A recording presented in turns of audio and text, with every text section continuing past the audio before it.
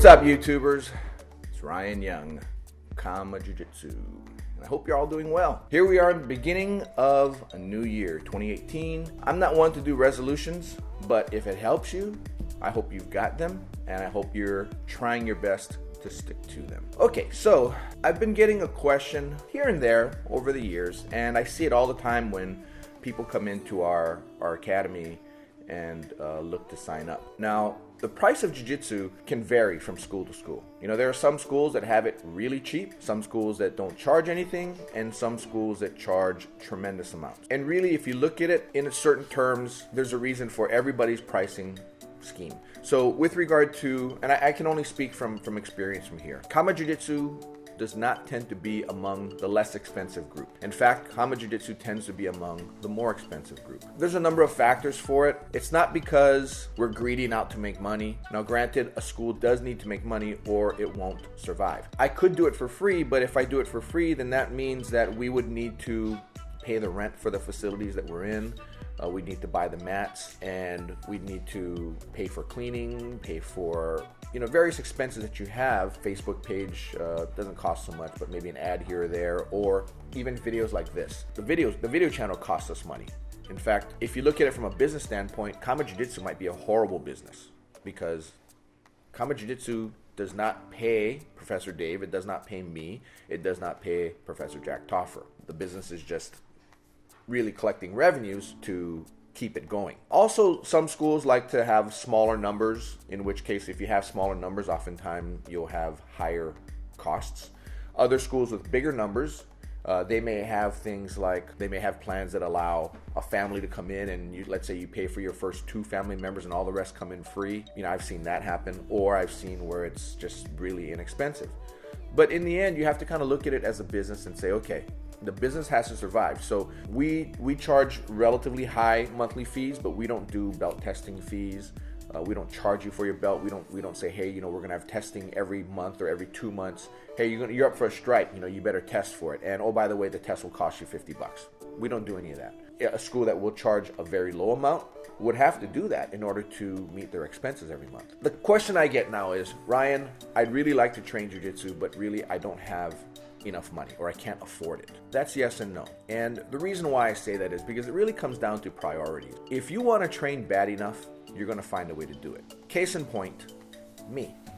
When I started training, I started in college, 1989, University of Hawaii.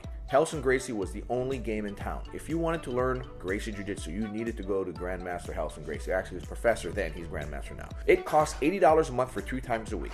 $80 a month for 3 times a week, yes. So that was 1989, 29 years ago. You think to yourself, well, see, it was only $80 a month. Well, if you think about the relative value of the dollar back then, you can expect to double, meaning something that was $10 is now, for the same thing, is going to cost you $20 today. So let's back it up to jiu-jitsu. So for 3 times a week, there's no such thing as unlimited. There were only 3 times a week. That was the only days you could train: Monday, Wednesday, Friday. I had no money. How many of you in college have, well, I take it back. There's a lot of kids that have money in college, but I didn't. I had a single mom, and I had to work in order to be able to pay for my jiu-jitsu. Plus, I did privates with Helson in his garage every Tuesday afternoon. That was $40 for a half an hour. Not an hour, for a half an hour. I was getting Helson Gracie, 6th-degree black belt under Ehrling Gracie. It was a bargain. Which is why I did it. I was paying $80 plus another $160, so I was paying the equivalent of $240 a month for jiu-jitsu, barely making that amount. I didn't have much money to go out after that and have fun as a college kid because I was spending all my money on jiu-jitsu. That was a priority for me. So because it was a priority for me, I made it happen. I'll give you an example. My wife, when we were back in Irvine, California, my wife had a business, and she ran a tutoring business, and she had tutors working for her, and then these families in Irvine, California, would call her to have tutors come over to the house. Well, the tutors the rate they were charged was about $50 an hour. These people would be calling, say, hey, my kid needs tutoring in math, English, whatever. She covered all the subjects. She'd go over to meet with these families, and they live in multi-million-dollar homes in Irvine, California. They drive Porsches, BMWs, Audis, Lexuses, Infinities, and they're in there. They're having my wife go over there to put together a tutoring plan. So we're looking at maybe twice a week, for some 3 times a week, only for a period of time. But then they come back and say, oh, I can't afford it. So you can't afford $400 or $500 a month to help your child get through math or English or history. But you live in a house that's worth $1 million plus. You have an Audi outside or an Escalade outside, and you've got 2 or 3 of them, but yet you can't afford that. See, and that's where we kind of, there's something wrong here. Now, I'm not saying that that's the case with you and your jiu-jitsu. All I'm saying is that jiu-jitsu is actually cheaper today than it was when I took it. Professor Dave, same thing. He started his journey in Torrance, California, when there was no Gracie Academy. Everything was done out of the garages. Everything was done privately. I heard somewhere that Rorion Gracie had to keep bringing up his family members because he couldn't do all the privates that he had booked after a while. They were doing 600 sessions a month. They were doing it on 3 houses. I think Rorion had his house, Hickson had his house, and the Machados had another house. But Rorion was booking 600 private sessions a month, of which Professor Dave was taking them. Dave would just book as many privates as they had available to him, right? The question was, okay, what day do you want to come?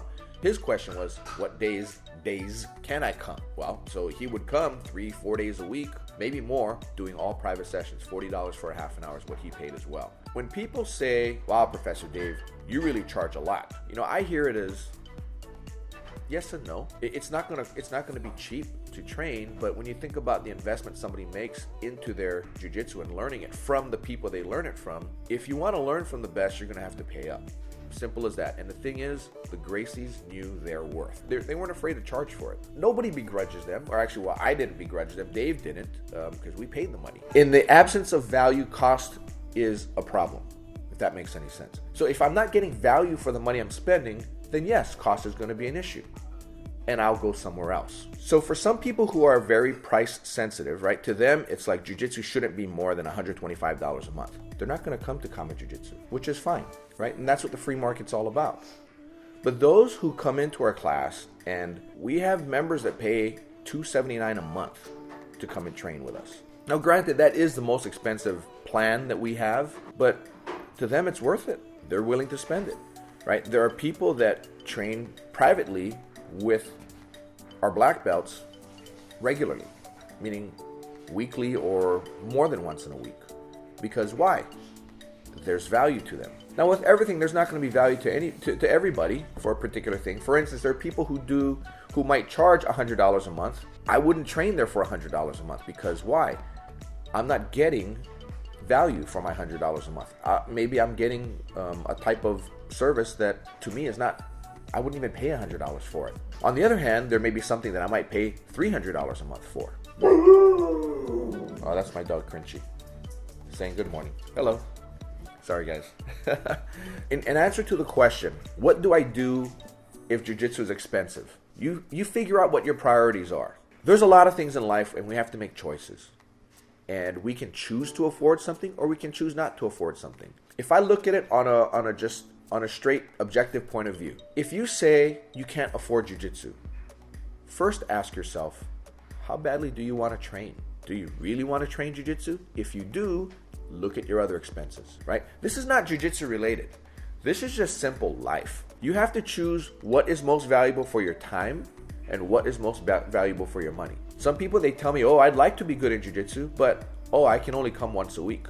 Okay, then you're not going to be that good. Some people say, I'd like to be good in jiu-jitsu, but I can't afford to come and train jiu-jitsu while they're getting into their European sports car. Okay, well, be like me. Drive a Toyota. When I was younger, stuff like cars mattered. To me, now it doesn't matter. At one time, living in a place like Irvine, California mattered to me. Now, it doesn't matter to me. You have to look at what your priorities are.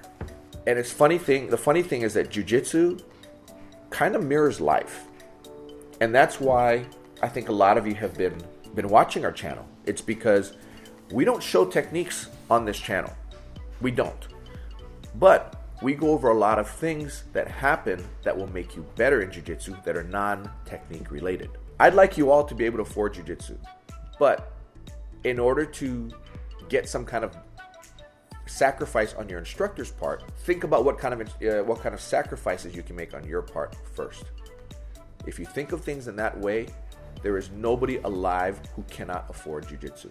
And for those people, the instructors or the school owners will often make some kind of accommodation for you. Anyway, I hope that helped.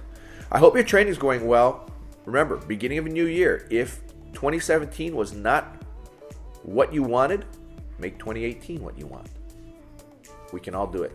Anyway, that's all I got for you. Happy training. Take care. Bye-bye.